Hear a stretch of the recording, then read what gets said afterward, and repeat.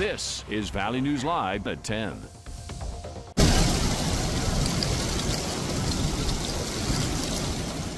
Well, those leaves were on the move today. At times, it looked like they were running wild through neighborhoods in the valley. And check this out. The wind was also whipping in Moorhead. The wind was so strong, this trampoline flipped and was thrown across the yard. It appears it landed on part of the roof of this home. Well, say it ain't so. Some parts of the region saw a few flurries. This is in Erskine, Minnesota. Here's a vehicle covered in snow. Snow flurries also passed through other areas of the valley, including with some reports in Grand Forks. Well, what else can we expect in our forecast? Jim is here now to share those details for the upcoming week. Hey, Jim.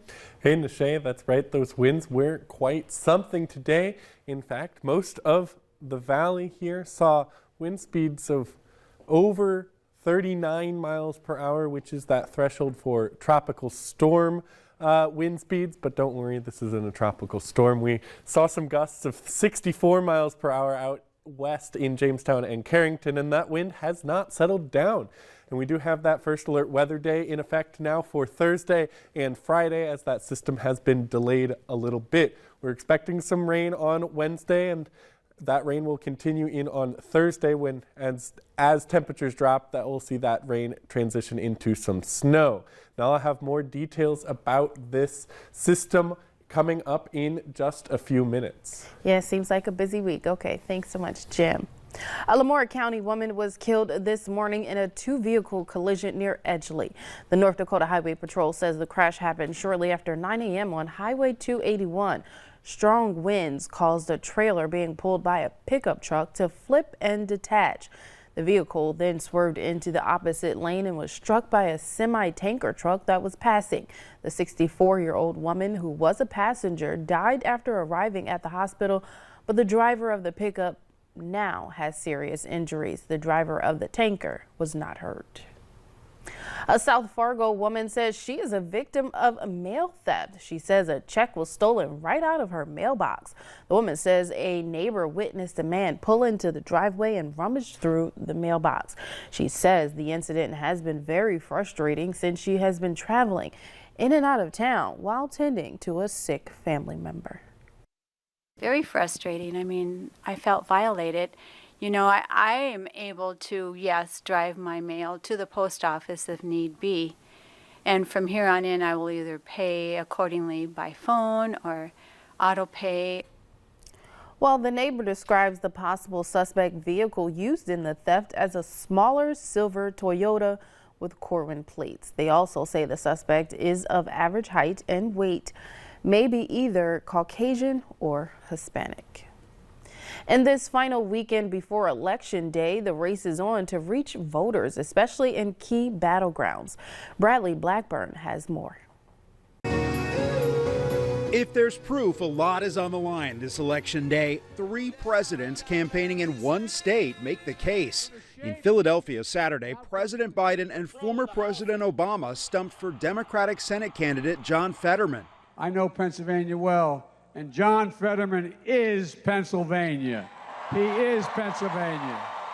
And they pushed supporters to turn out Tuesday, as polls show Democrats are facing tough headwinds. I can tell you from experience that midterms matter a lot. In Latrobe, Pennsylvania, former President Trump appeared at a rally for Republican Senate candidate Dr. Mehmet Oz and hinted at his own potential re-election bid. We're going to win in 22, which is a few days. We're going to win in 24. We're taking back that beautiful house. The Pennsylvania race could decide which party controls the Senate, but there are tight races in several battlegrounds like Georgia, Nevada, and Arizona, where yesterday First Lady Jill Biden campaigned with Democratic Senator Mark Kelly, who's in a dead heat with Republican challenger Blake Masters. In only 2 years, Joe, Mark, and the Democrats up and down the ballot have gotten so much done. Republicans need 2 victories in battleground races to win control of the Senate. More than 38 million people have already voted in 47 states, according to recently released data. Pre-election voting has been considerably ahead of the 2018 midterm pace where data is available. And some states with a surge in early ballots have changed election rules since the last midterms. For example, Virginia, Vermont, and Michigan expanded access to mail ballots. And the number of Senate debates hit a new low in the 2022 midterms based on an analysis of the past 8 elections. The time leading up to Election Day typically includes speeches, campaigning in various cities, and debates. However, as the political and digital landscape changes, empty debate stages could become the norm. Based on analysis, 2022 included the fewest number of debates with only 14 in competitive Senate races. However, prior to 2022, each election saw an average of about 20 debates, and the previous low occurred in 2016, where there were only 17. Ever since former President Donald Trump shocked Hillary Clinton in 2016, public polling has gotten a bad rap. Public polling actually picked 48 out of 50 states right in the last presidential election.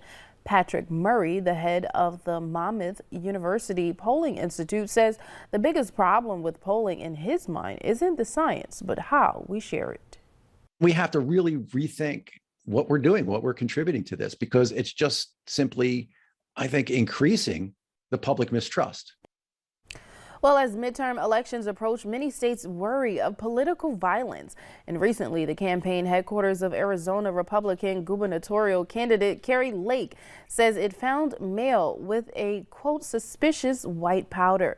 Officers report that no one was injured. A campaign spokesman says the substance is being tested to determine its contents. Lake responded to the incident saying, quote, political violence, threats, or intimidation have no place in our democracy.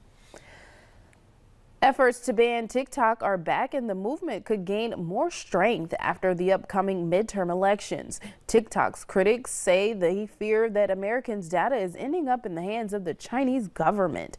Experts suggest that a total TikTok ban won't be easy, but if Republicans are in control of Congress next year, they could pressure the White House to force a sale of the company and more. Meta, the parent company of Facebook and Instagram, is planning massive layoffs that could happen as soon as this week. And thousands of employees could soon be without a job, according to the Wall Street Journal. In October, Meta forecasted a weak holiday quarter and significantly more costs next year, wiping about $67 billion off Meta's stock market value, adding to the more than $500 billion in value already lost this year. Former Twitter co-founder and CEO Jack Dorsey is apologizing for growing the company, quote, too quickly. Dorsey's tweet yesterday follows Friday's mass layoffs from new Twitter owner Elon Musk, which resulted in thousands of job losses. Dorsey tweeted, quote, I own the responsibility for why everyone is in this situation. I grew the company size too quickly. I apologize for that. Although Dorsey stepped down from Twitter's board this year, he is staying involved after Musk's takeover.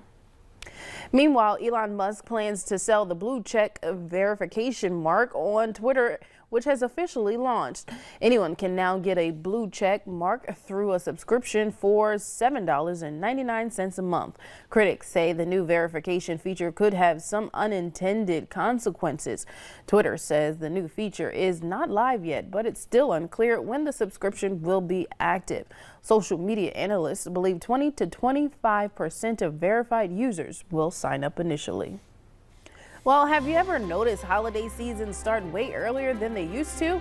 Later on Valley News Live at 10, the answer as to why that may be. And those wind speeds are dying down, but we're still seeing gusts of well over 30 miles an hour and some 40s up there as well. While here in Fargo, we're going to dip pretty chilly tonight into the 20s by morning. And of course, that first alert weather day on Thursday and Friday. And I'll have more details with that next.